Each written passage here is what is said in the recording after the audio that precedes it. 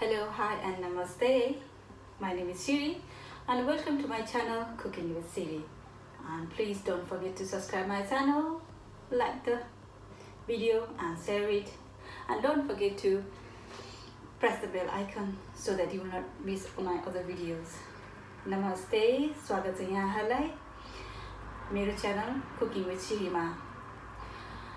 अनि मेरो च्यानललाई सब्स्क्राइब गर्न नबिर्सिनु होला, भिडियो लाइक गर्नु र शेयर पनि गरिदिनु होला, त्यसको साथै बेल आइकन दबाइदिनु होला ताकि तपाईले मेरो भिडियोहरु मिस गर्नुहुने छैन। र आज म बनाउन जाँदै छु सोया म्यारिनेड सोया। त्यसको लागि चाहिने सामग्रीहरु इन्ग्रेडिएन्ट्स म देखाउँदै छु। सोया, यो सोयालाई मैले 2 मिनेट पानीमा उबालेको छु र निचोरेर राखेको छु।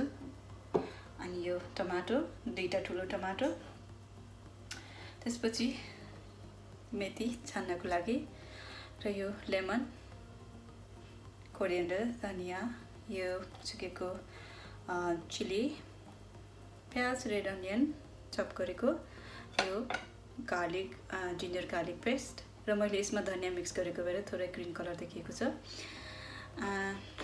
यो cumin powder, turmeric powder, chilli powder र नुन, सल्ट र ओइल।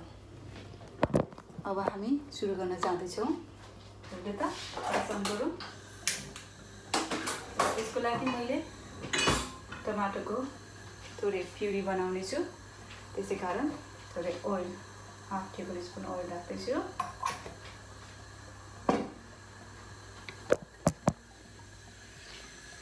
सक्नुहुनेछ, ओइल राखेको छु। त्यसमा यो खुर्सानी, साह्रै पिरो खानु मन लाग्छ भने थोरै बढी राख्नु पनि सक्नुहुनेछ। र यसको साथै मैले यो कोलभेडालाई थोरै पकाउने छु।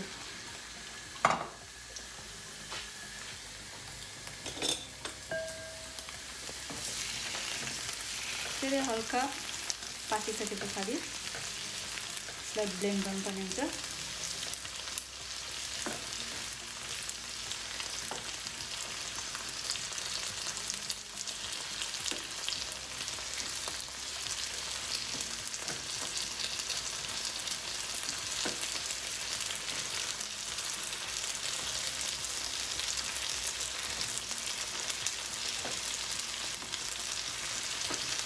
हल्का सफ्ट हुँदै पकाउनु पर्ने हुन्छ।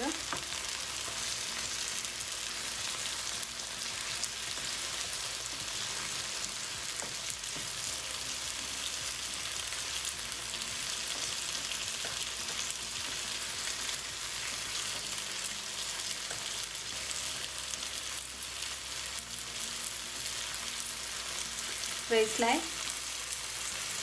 2 देखि 3 मिनेट जति पकाउनु पर्ने हुन्छ र त्यसपछि यसलाई ब्लेन्ड गर्नुपर्ने हुन्छ।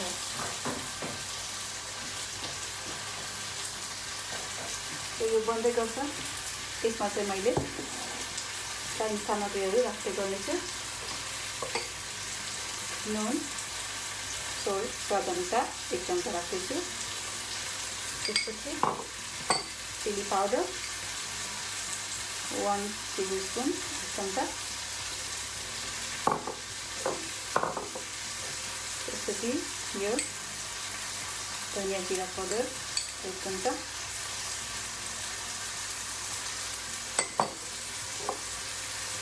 र यसमा अदुवा लसुनको पेस्ट,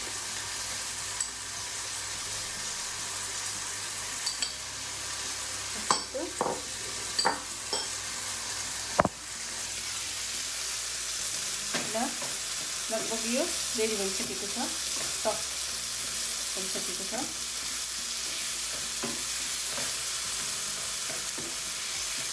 र अब यसलाई एकैछिन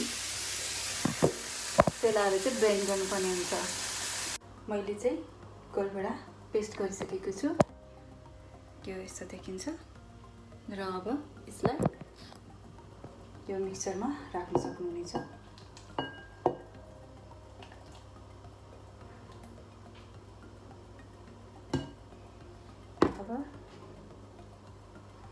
यस पछाडि अब प्यान पकाउनेछु झान्नको लागि। तपाईहरुलाई के भन्न चाहन्छु भने जुन मैले सोया यो उसिनेर 2 मिनेट उसिनेर अनि निचोरेको थिएँ, त्यस पछाडि तपाईले फ्राई पनि गर्न सक्नुहुनेछ। तर मलाई यतिकै पनि उसिनेर पाकिसकेको भएर यतिकै मलाई मन पर्छ। त्यसैले तपाईहरु चाहिँ उसिनेपछि चाहिँ स्यालो फ्राई एकछिन गर्न सक्नुहुनेछ अनि त्यसपछि सबै मसलाहरु राख्नु होला। यस पछाडि अब तेल 1 टेबलस्पुन जति तेल राख्नेछौँ। त्यस पछाडि यसमा प्याज राख्नेछु र धनिया पनि राख्नेछौँ र त्यस पछाडि लेमन कागतीको रस आधा जति राख्नेछौँ। यतिको राखिसकेपछि अब तेल तातिसकेको छ र हामीले छान्नको लागि मेथी राख्नेछौँ।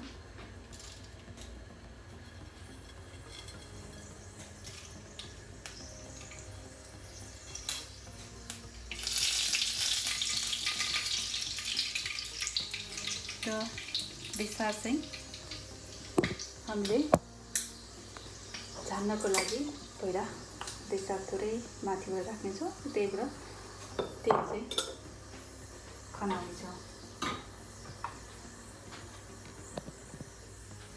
हेर्नुहोस् त यति हुँदैछ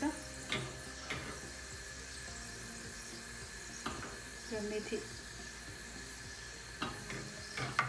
कालो भइसकेपछि ग्यासलाई अफ गर्नेछ र यसलाई यसरी छान्नेछ। त्यस पछाडि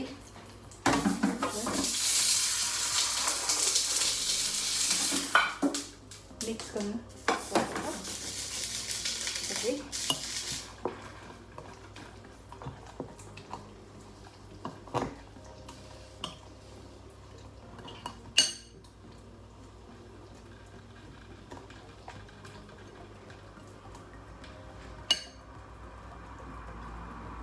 देख्न सक्नुहुनेछ। यसरी बराबर मिक्स गरिसकेपछि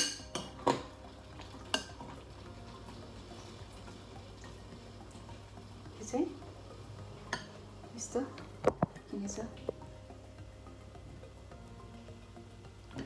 अब यसलाई बाउलमा राखेर सर्भ गर्नेछौँ।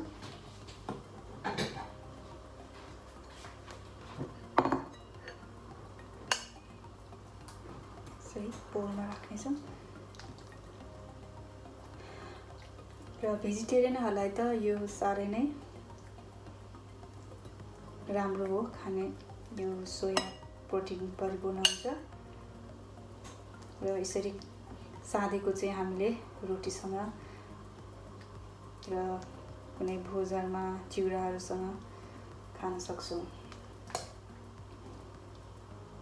यसरी राखेर माथिबाट थोरै प्याज गार्निसिङ को लागि राख्नेछौँ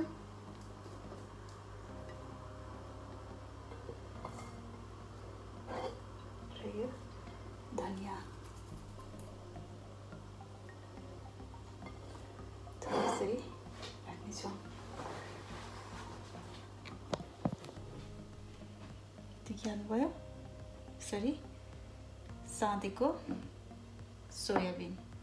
सोया रेडी भएको छ र यो खानको लागि साह्रै स्वादिलो र हेल्दी पनि छ र हजुरहरू पनि यसलाई ट्राई गर्ने होला। मलाई त साह्रै मन पर्छ र राम्रो बास्ना पनि आइरहेको छ। कहिले खाउँ जस्तो पनि मलाई भइसकेको छ। हजुरले समय दिनुभयो, मेरो रेसिपी हेरिदिनु भयो, त्यसको लागि यहाँलाई धेरै धेरै धन्यवाद र मेरो च्यानल सब्स्क्राइब गर्न नबिर्सिनु होला। साथै बेल आइकन दबाइदिनु होला। साथै भिडियो लाइक र शेयर पनि गरिदिनु होला। If you enjoyed watching my video, please subscribe my video and channel, and don't forget to hit the bell icon, and don't forget to like a video and a share video. Thank you for your time. Thank you. See you again. Bye bye.